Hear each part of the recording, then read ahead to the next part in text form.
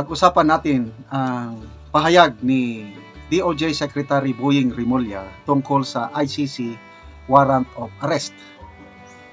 Noong 2024, meron siyang sinabi, kailang kabaliktaran sa nangyari nitong March 11, pag-aresto nila kay PRRD. Ito, sa Daily Tribune na balita.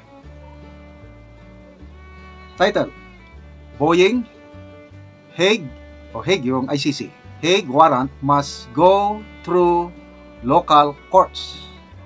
Okay, published March 18, 2025. Basahin ko Justice Secretary Jesus Crispin Boying Rimulya addressing lawmakers' questions in 2024 during the deliberation on the Department of Justice budget, said in no uncertain terms that foreign entities, including the International Criminal Court and the International Criminal Police Organization or Interpol, could not simply enter the Philippines and have their orders carried out directly. Okay.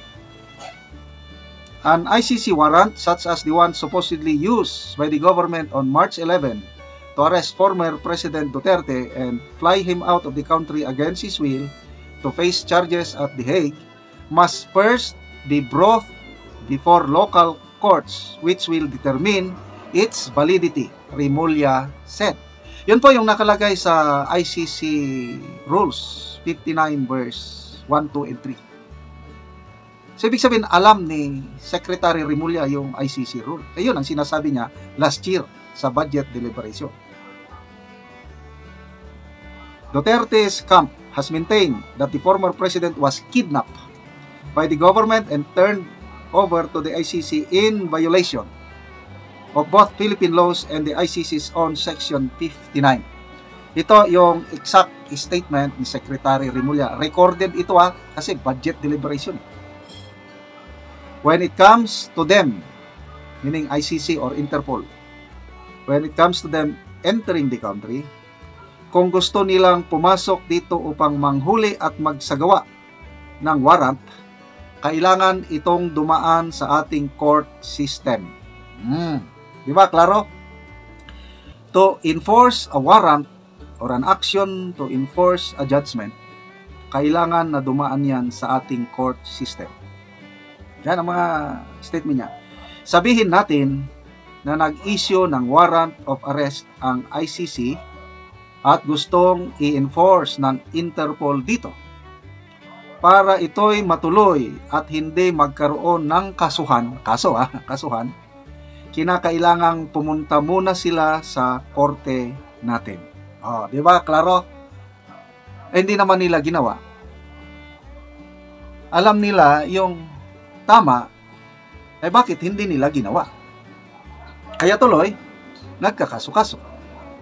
Kaya doon sa Supreme Court, nandun na 3 writ of habeas corpus kaso isinampa laban, E.S. Bersamin, I think DOJ Secretary Rimulya, General Marbil, and General Torre. I think ito yung mga respondents. Nagkataon, ang maprinsipyo na Solicitor General Guevara na by law, siya ang magiging abogado ng government officials, talagang mariing humiling sa Korte Suprema nga pwede hindi kami sasama dyan. Dahil hindi namin effectively madepensahan ang mga respondents dahil taliwas sa aming paniniwala yung ginawa nila. Ganun yun na bakit itinurn over ng Philippine government ang dating presidente na wala naman sa paniniwala, legal perspective o legal stand ng Solicitor General, wala nang jurisdiction ang ICC dito sa Pilipinas.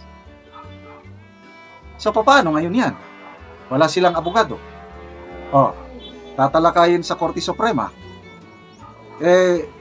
Ito, baka i-brought out ito ng Senator ni Sal Panelo. Ikuha nila na nagpahayag ang DOJ Secretary na dapat dadaan sa local court system yung Interpol or ICC warrant of arrest. Bakit hindi sinunod?